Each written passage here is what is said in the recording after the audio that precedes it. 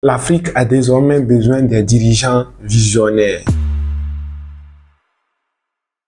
Il y a de cela un temps, je me posais la question, vu le nombre incalculable de prisonniers qui croupissent dans nos prisons, dans nos différents pays, je me posais la question à savoir, est-ce qu'il n'y a pas moyen de faire autrement à ce que ces gens-là puissent contribuer et participer au redressement de nos économies, plutôt que de les garder et de les nourrir gratuitement dans les prisons.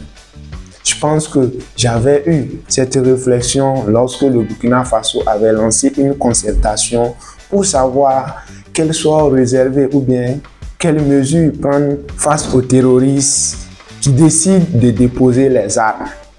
Et je me suis dit à cette époque que quand on arrête un terroriste ou bien quand ce dernier décide de déposer des armes et de se rendre, plutôt que de le tuer ou de le déposer gratuitement à la prison, pourquoi ne pas créer des cadres bien sécurisés dans lesquels on va mettre ces personnes-là et ils vont travailler. Ils doivent travailler parce que la plupart de ces gens-là ont endeuillé beaucoup de familles. Des soldats sont décédés au front à cause de leurs idioties, laissant derrière eux des orphelins et des veuves qui sont à la charge de l'État. Il y a des blessés de guerre qui sont pris en charge par l'État, dû aux actions de ces gens-là, de ces terroristes-là. Maintenant, quand on arrête ces personnes-là, plutôt que de les tuer, moi je pense que ce serait peut-être un gâchis. Il vaudrait mieux faire travailler ces personnes-là toute leur vie pour au moins servir encore cette même population qu'ils ont endeuillée. Tout dernièrement, le Burkina Faso a lancé une très belle initiative qui consiste à faire travailler les prisonniers dans le domaine de l'agriculture. Je pense que désormais, nos prisons en Afrique ne devraient plus être des couvents où des criminels vont aller juste se reposer tranquillement et être nourris encore gratuitement. Même si on sait parfois, vu les conditions dans nos prisons, on sait qu'ils sont nourris parfois très difficilement. Je pense que cette initiative, ça permettra d'améliorer eux aussi leurs conditions de vie en milieu carcéral, de mieux les nourrir encore plus. Ça leur permet de faire plus de mouvements, de respirer de temps en temps un bon air du dehors et en même temps de travailler à contribuer vraiment à l'essor national. Eux aussi, ils doivent participer. Je pense que cette initiative permet de mettre à contribution tout le monde. Tout le monde doit être rentable et utile de son côté.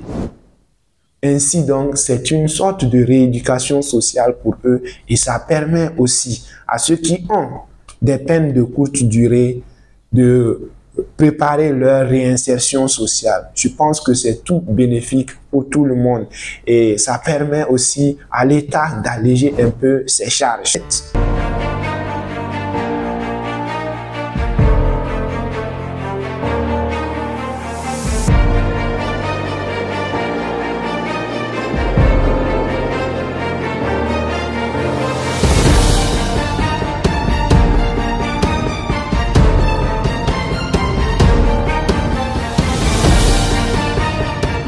Remercier mon collègue de la justice pour l'idée qu'il a eue déjà de penser que nous pouvons intervenir au sein de ce projet-là et dire que cela s'inscrit dans la vision bien sûr de son Excellence le Président de la Transition qui est de produire partout où nous pouvons produire et de faire en sorte que nous ne puissions plus continuer d'importer un certain nombre de denrées dans notre pays et bien sûr à terme de faire en sorte que nous puissions être autosuffisants du point de vue de notre alimentation.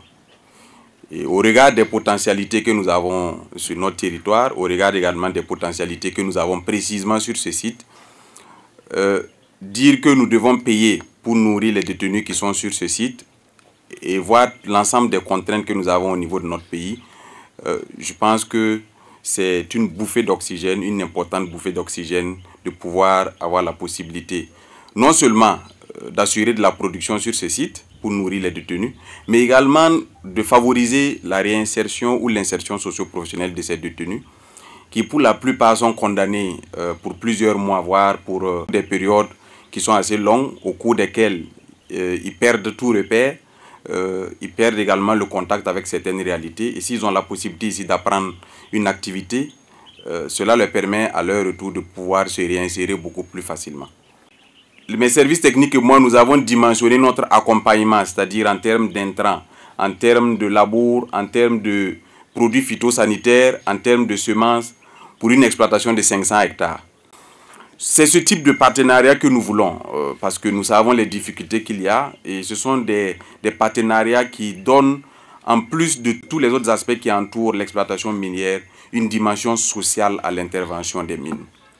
Je pense que on a besoin, comme nous le faisons déjà au sein de l'armée, d'avoir des liens armée-nation. Nous avons besoin d'avoir des liens du secteur minier avec la nation. Et les incompréhensions qui peuvent souvent émerger sont justement dues au fait qu'on n'a pas le sentiment que l'intervention de la mine est en faveur de la nation. Et ce type d'intervention et ce type d'action sont des actions citoyennes, des actions patriotes qui doivent être davantage développées pour faire en sorte que les populations s'approprient leur exploitation minière, s'approprient leur société qui exploite ces sites miniers. Et c'est tellement vital pour nous dans la situation du Burkina Faso de pouvoir accroître notre production qu'à chaque fois que j'ai l'opportunité, j'ai envie de susciter cette fibre patriotique et cette envie, cette adhésion, cet engagement de la part de tous les Burkinabés pour faire en sorte que le Burkina Faso puisse être autosuffisant du point de vue de son alimentation. Ce centre aujourd'hui, je pense que c'est le lancement des activités que nous avons prévues depuis janvier avec l'immersion des 32 médias ici.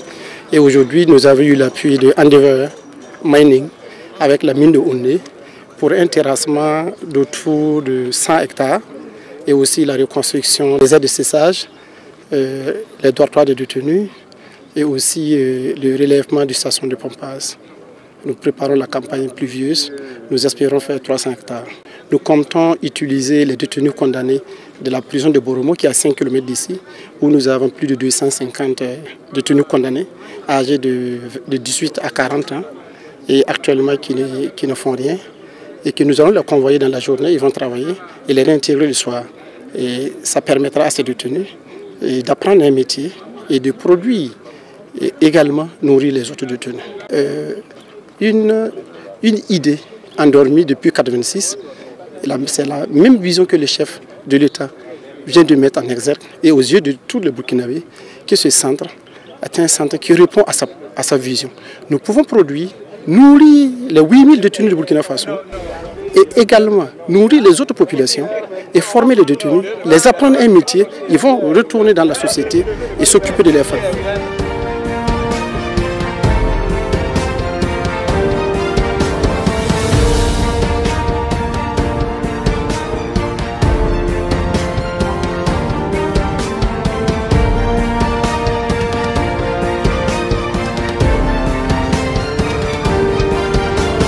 L'Afrique a désormais besoin des dirigeants visionnaires.